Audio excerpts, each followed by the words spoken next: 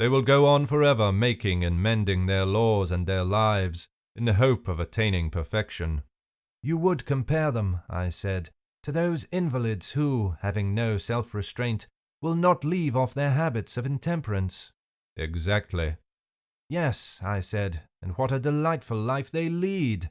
They are always doctoring and increasing and complicating their disorders, and always fancying that they will be cured by any nostrum which anybody advises them to try." "Such cases are very common," he said, "with invalids of this sort." "Yes," I replied, "and the charming thing is that they deem him their worst enemy who tells them the truth, which is simply that, unless they give up eating and drinking and wenching and idling, neither drug nor cautery nor spell nor amulet nor any other remedy will avail." "Charming?" he replied. "I see nothing charming in going into a passion with a man who tells you what is right."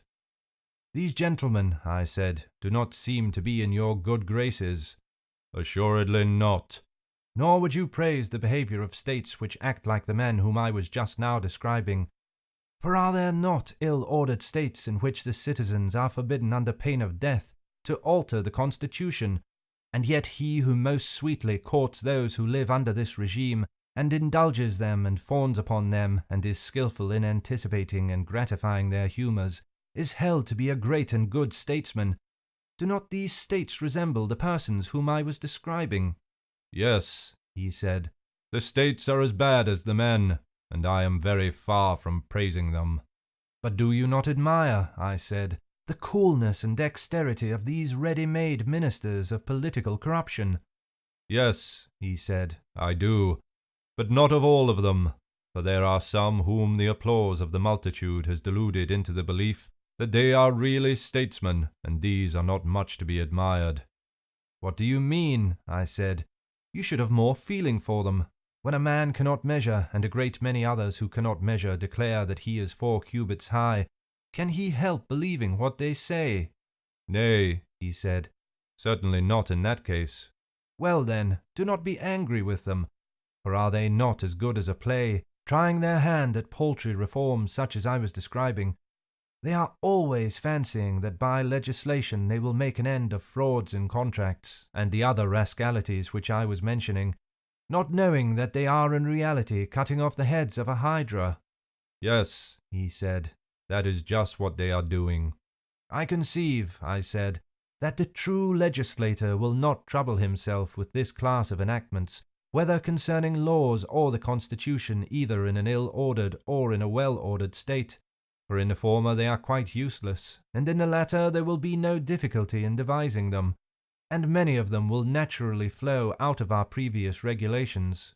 "What then," he said, "is still remaining to us of the work of legislation?" "Nothing to us," I replied, "but to Apollo, the god of Delphi, there remains the ordering of the greatest and noblest and chiefest things of all." "Which are they?" he said. "The institution of temples and sacrifices, and the entire service of gods, demigods, and heroes.